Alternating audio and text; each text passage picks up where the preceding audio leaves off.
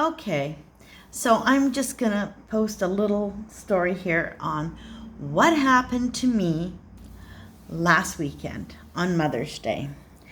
I was returning home from Maple Ridge, and I had gotten a ride to Braid. And then from Braid, I jumped on the SkyTrain station heading towards 22nd Street in New West, where I was supposed to get off. That train carries on and it goes through Burnaby, Vancouver, and then it winds up, I think, downtown or whatever. So I'm on the train, and I guess I was a little tired, and my mind was just, drifting away, just thinking about different things, and I overshot my stop. Okay, fine, that's okay. So I jump up and I go, oh my gosh, this isn't where I'm supposed to be. So I had not ridden that train in a long time. So I had to go jump off the train and then try and figure out, how many stops do I have to go back, or did I get off too soon? I know I've done something wrong. I've screwed up here. I was not paying attention. So anyways, I realized I got to go back a couple of stops. This is a short version. I got to go back a couple of stops. So at this point, I'm at Metro Town, I believe. And so I walk across the platform and I get on a train going the opposite way back to 22nd Street. That's fine. On with me, right behind me, comes on this guy. Okay, he's obviously homeless and has some kind of severe mental problems, and he smelled super bad.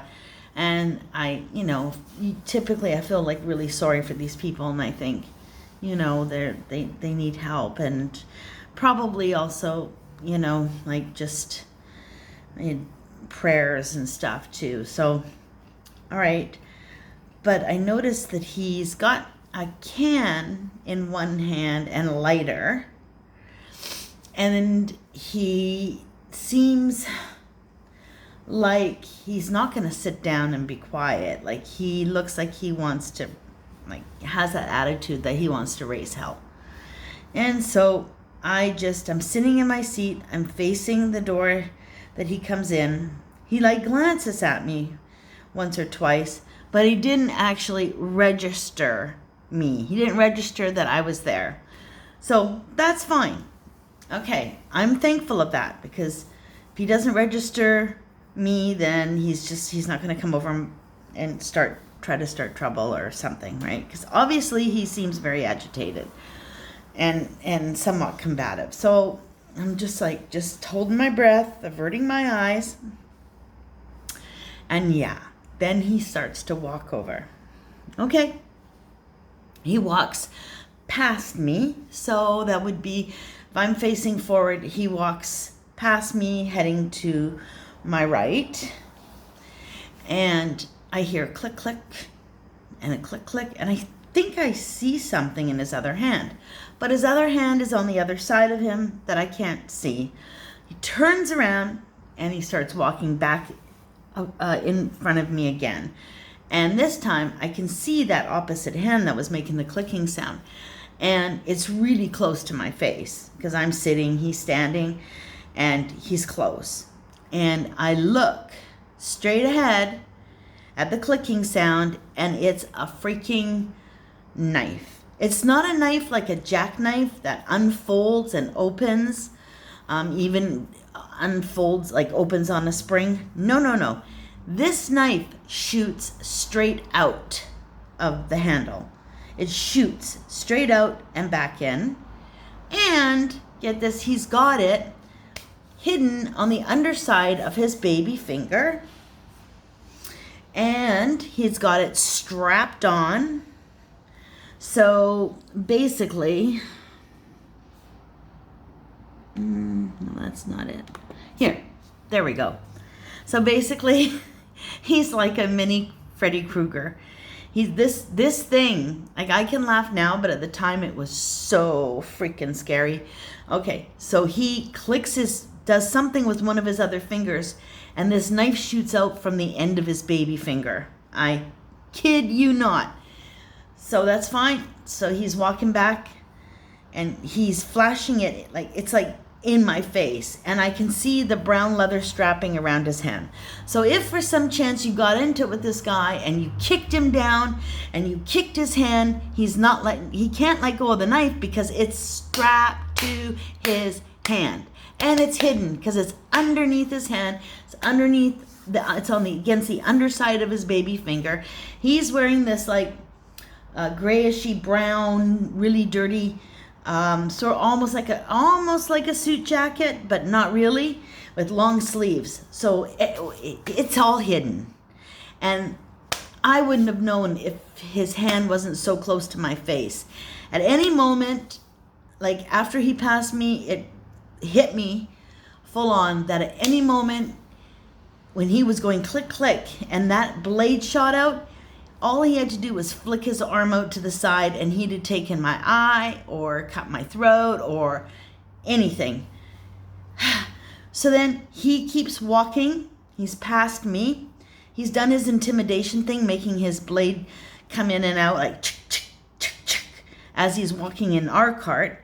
He goes down to the next car on the train, this Sky train, and then I hear commotion, and he's starting to yell at somebody, at people. And then I hear it bang. And then I hear something strange. I'm not sure what it is. And supposedly then I'm getting really worried because I'm thinking, okay, he's going to head back this way now. Or if he does, what am I going to do? So I look and I'm like, oh, shit. Well, we're going to pull into the station, but we're not there yet. Just at that moment, two girls that are now down where he is come running up, and they're passing me, and they go, and they said something about him. I said, I know, and they didn't know this at all. I said, he's got a knife. It's strapped to the underside of his baby fingers. It shoots out like a Freddy Kruger glove. And so they said, well, he's coming this way again. And we ran. So then we ran to the next, he was making his way. So we ran to the next cart. Then we ran to the next cart. Then we ran to the next cart. Pretty soon we were at the very end of the train. There were no more cars to run to, but thank goodness right at that moment, the train pulled into the station. Then I got 1 foot in and 1 foot out, and I realized there's a button on the wall to call SkyTrain Control. So I hit it a couple of times. And it's like, you're being connected, blah, blah, and you gotta wait. One of the girls jumps off the train because she sees the red phone on the platform, and she grabs it. And she hollers at them like, there's this guy. And she told me what he was doing back there. After he was flicking his blade in my face, he went down to the next car.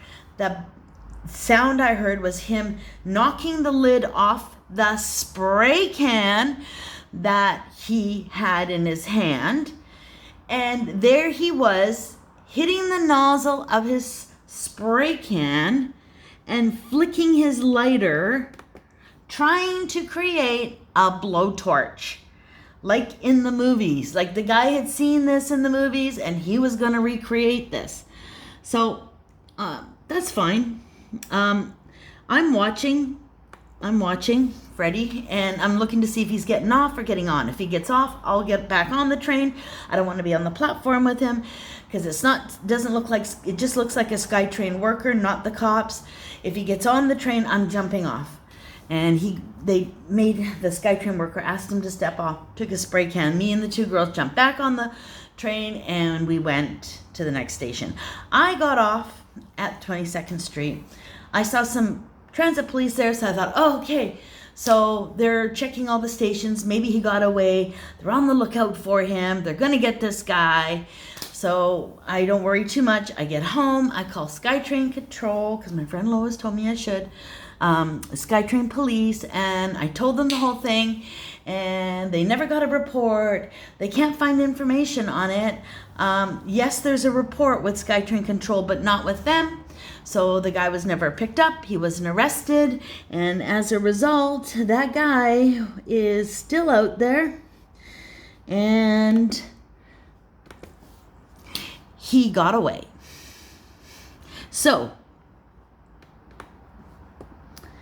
he's going to probably maim or kill someone, and we don't know where he is. So if you're out there traveling around, you might want to be careful, and you might want to keep your eye open for him.